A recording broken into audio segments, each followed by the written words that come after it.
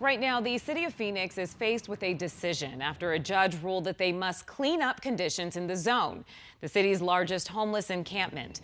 Residents in this area have been asking the city to do more to address the homelessness crisis since it worsened during the pandemic. And now a judge is ordering the city to clean up the encampment.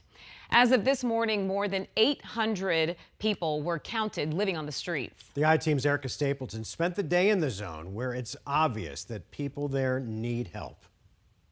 Day in, day out. Things have not gotten better. It's actually gotten worse. Freddie Brown Jr. witnesses a crisis in the zone. His business, PBF Manufacturing, located in the heart of the encampment on 12th Ave in Jefferson. The gentlemen behind us have already started drinking beer for the day and will continue to do so all day, every day.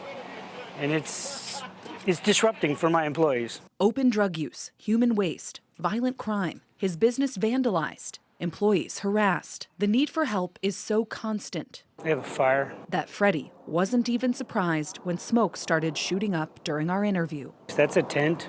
The black smoke means there's a lot of plastic involved in it. He was right. We lost everything we own. Tina Morales, her partner, and their dog, all displaced after tents on the corner of 8th Ave in Madison caught fire. They haven't found a shelter that would take the three of them together. I'm waiting for housing right now.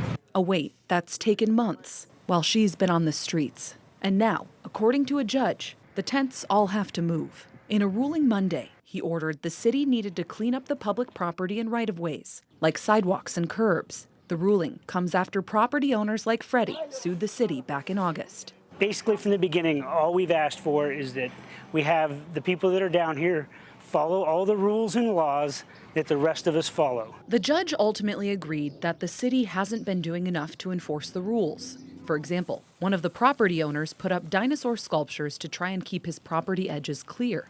The judge noted that the city told the property owner he needed to take them down, but the city hadn't taken steps to move the tents, which created, quote, obvious health and safety hazards. As I've said before, what the city is doing is clearly not working. Elon Werman represents the plaintiffs. Before the ruling, the city argued in court that it was addressing concerns in the encampment, like approving funds for additional shelter space and starting an enhanced cleaning pilot program. But the judge felt it was too little too late. What do you think the city is going to do? They have really two options, which is to appeal or to work with us toward a settlement. We asked the city and their attorneys whether they would appeal, and they didn't answer the question.